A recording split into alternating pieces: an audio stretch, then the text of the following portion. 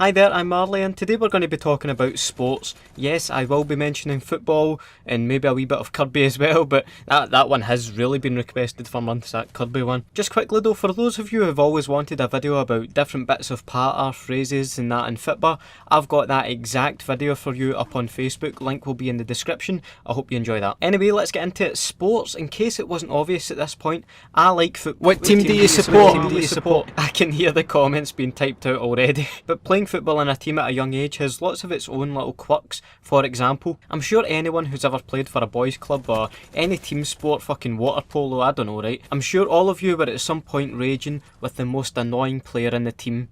The coach's son or daughter. The coach's child, alright? Especially the one who's clearly not at the same level of ability as yourself. They were shite, but they played every minute, week in, week out. I mean, I'm not saying you can't get coaches' kids who were good, but it was quite rare. You'd be the fucking substitute like that. Just give me a chance, coach. Like some plucky hero in a Hollywood film. Except you're in Scotland, it's pissing down, and you're playing Wishaw Juniors. And if you were the coach's kid and you're thinking just now, I was actually pretty good, I think my permanent position in the team was justified. Well, sorry to say this, but a lot of your teammates probably resented you and thought your dad was a prick. Aye right, calm down, that's a bit serious. I'm just kidding obviously, right, but you think how seriously some coaches or dads take a 14-year-old's game of football. I mean, I remember one game, right, playing against our rivals. I was near the touchline at the time and I could hear both sets of coaches about to fucking start fighting. One company's like, I know where you live, I'm going to torch your house. I swear to God, I'm not even kidding. I know I exaggerate a lot here, but I genuinely heard a grown man say he was willing to commit arson and attempted murder over an under-15s football match. We won, by the way, and he never did follow through on his threats, probably because setting someone's house on fire over football is ridiculous. Have you ever heard anything like that though? Talk about taking things seriously. If you and your mates were ever just having a kick about, playing cuppy or something like that, there was always that one mate who would take everything so fucking serious, just had to win, could not stand losing, like it's life and death. And how would they deal with that pressure they put on themselves? They'd probably just start crying and everyone would just think, fuck's sake. Or you'd have the person who would take everything too far, start flinging themselves into horrendous 2-foot tackles. Or the person who just wouldn't let anyone else touch the fucking football, thought they were Ronaldo. More like Ronaldo don't.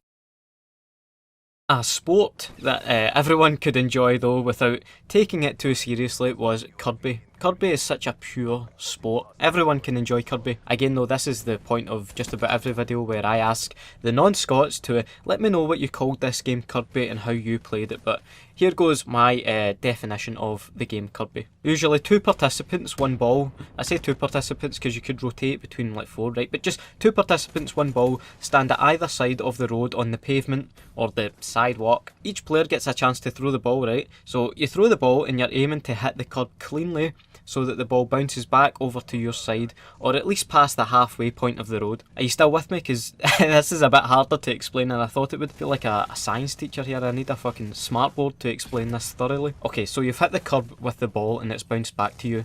1 point. Then you move to the middle of the road, not in a main road obviously, you don't want to get run over, but you're now in the middle of the road and you're in control. You then have another attempt from the middle of the road to hit the curb, again for another point, and if you hit the curb, well, you stay in the middle and you keep on taking shots at the curb until you miss and then you move back and it's the other player's turn. First player to score 10 points or something like that wins. There's some other rules that you've seen played occasionally, maybe a different scheme played by different rules if you're going for an away match. Rules like if you hit the curb with the ball and it came flying all the way back to you and you caught it without the ball hitting the ground, then you scored 5 points. Fuck me, this is probably the most serious video I've ever done and I'm talking about Kirby.